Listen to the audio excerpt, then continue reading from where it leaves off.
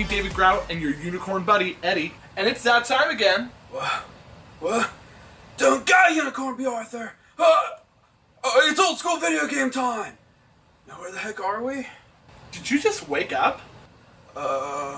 Maybe. We are here in the glorious man cave of our friend Joe. Joe? Is he the one with the weird sounding voice? Well, it's good to see you too, Eddie. I didn't see you there, Joe. I'd say I'm sorry, but I'm not. How about now? Pew pew! Oh, police! I know Nintendo Zapper when I see one. The question is... Do you? I'm pretty sure we can't hear them. And I thought you were the dumb one.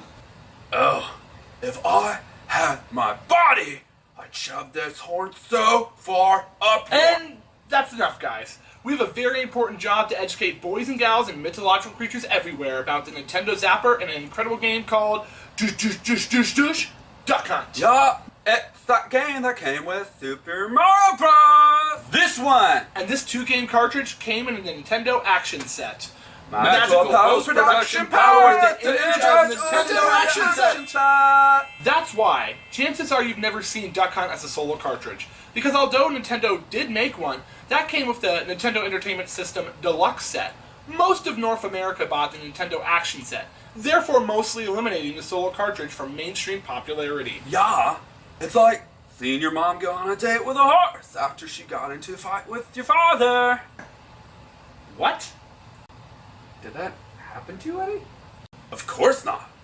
Cha! Do you guys even know your magic to main anatomy? My mother was a giant named Tina, and my father a fairy named Alfred. That's how unicorns are made, okay? Okay. 3-winged Okay, beetle-bear yeah. bats. Well, as you can see, it also came with... A zapper! Well, I'd say before you go on your spiel, let's show a little duck hunt, you putz. That sounds good to me. Let's do it.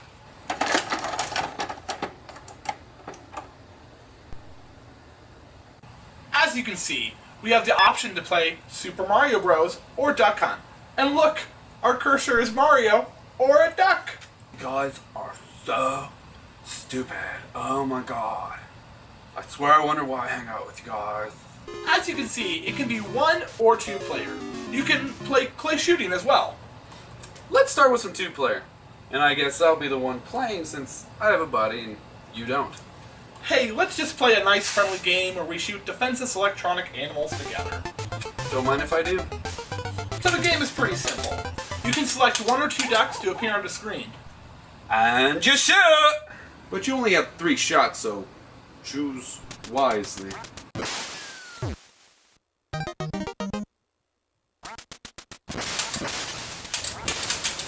Fire nuggets! Damn, looks like he chose poorly. Well, that's okay, Eddie. Now I'll just have to sit back and enjoy this nice, cool, refreshing beer, because guess what? I have a fully functioning body. And a full functioning mouth, which you do not. Oh my god! That is it! Oh yeah! I still got some magic in the old noggin. What?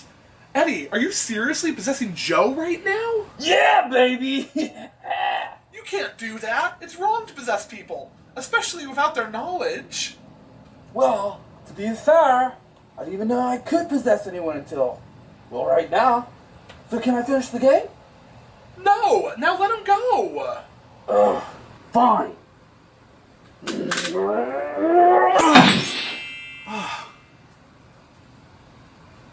What just happened? You should drink more responsibly.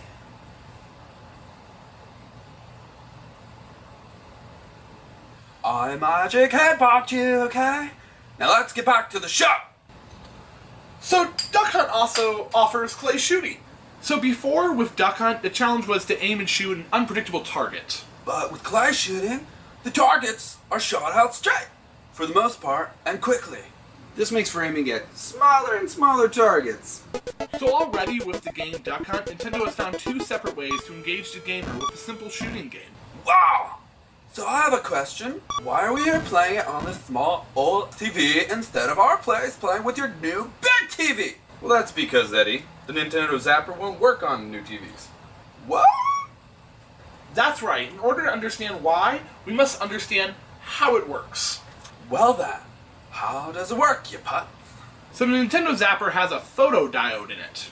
Post-production powers! A photodiode is a device that detects light and turns it into an electrical current. Basically, it detects light from the TV. So when you're playing Duck Hunt and aim and fire, when you pull the trigger, the screen turns to black for a single frame. Then on the next frame, the entire screen is black except for the target. The photodiode then senses the light if it is properly aimed at the target. This whole process is done in the blink of an eye. That's why, if there's multiple targets, it does the process each time you pull the trigger. And there's no human fast enough to shoot faster than the photodiode reception process. Wow! I guess you learn something new every day, huh? Wait, there's more. We still haven't explained why it doesn't work on new TVs. Oh boy. So on new TVs, such as LEDs, LCDs, plasmas, and flat screens in general, the NES Zapper won't work because Lag. the process the game goes through with the different screen goes much faster on current TVs. That's the calcified depth, baby. But still, what really makes the Nintendo Zapper so great is the story behind it. Here we go again. The year is 1973, the name Laser Clay Shooting System, and Nintendo started buying up old, abandoned bowling alleys. So the two names you want to know here, forgive me if I'm butchering them a bit, are Hiroshi Yamauchi. He had the first idea of the laser clay shooting system, and Gunpei Yokoi. He was the creator of the Game Boy. Unfortunately, he died in 1997 in a car crash, but he was also behind the development of it. So the idea was, Nintendo bought up these abandoned bowling alleys. Now they were abandoned because, whereas in decades earlier, bowling in Japan was all the craze. But now, it was karaoke. So, thus, bowling alleys were abandoned. So what they did was paint a scenic grass and trees background on the back wall where the bowling pins were previously, and then they mounted a projector that projected images on the scenic background wall. Like this weird and awesome toy from the 90s. Magic Unicorn post-production image! Wow. Exactly like that, actually. How do you know about that? Oh, Jaime. He collected all sorts of things. I really don't want to talk about it. Okay. So, on the opening day of Laser Clay Shooting System, the people were there, but the scoring system wasn't working. New to Nintendo, the young and brilliant Genyo Takeda rose to the challenge and added up the points manually. So well, in fact, most people didn't even know. Later on, he would be known as one of Nintendo's very first video game designers. Did we do that post-production powers thing? Post-production time travel image powers? You are an idiot. But that's pretty cool for Takeda. But then, disaster. The 1973 oil crisis. With the fast success of the Laser Clay shooting system, Nintendo started getting orders from other countries, but when the oil crisis hit the other countries of orders, they started backing out. This put Nintendo in a massive debt and almost destroyed the company itself. Well, what did they do?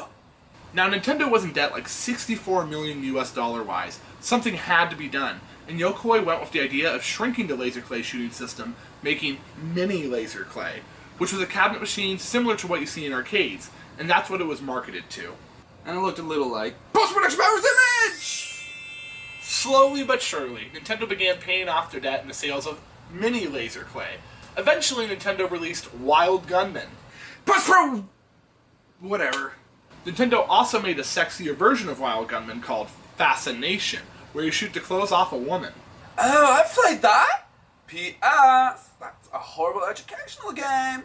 Do you know what happens in real life when you try to shoot the clothes off of someone? That's how people get shot. Yeah, well, Nintendo never released that game to the general public. Good thing. But Nintendo kept powering through, with other arcade shooting cabinet games like Shooting Trainer and Battle Shark.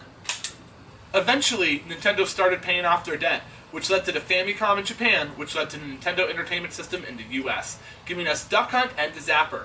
And although Nintendo wasn't the first company to bring a light gun to our home televisions, Yeah, no, Magnavox Odyssey was the first, but perhaps that's another episode. Winky face! Nintendo was huge in making light gun games what they are today. What makes Duck Hunt and the Zapper so great is the history that brought it to us. Blood, sweat, and tears went into making this a thing. Nintendo went on to release tons of games for the Zapper, like The Adventures of Bayou Billy.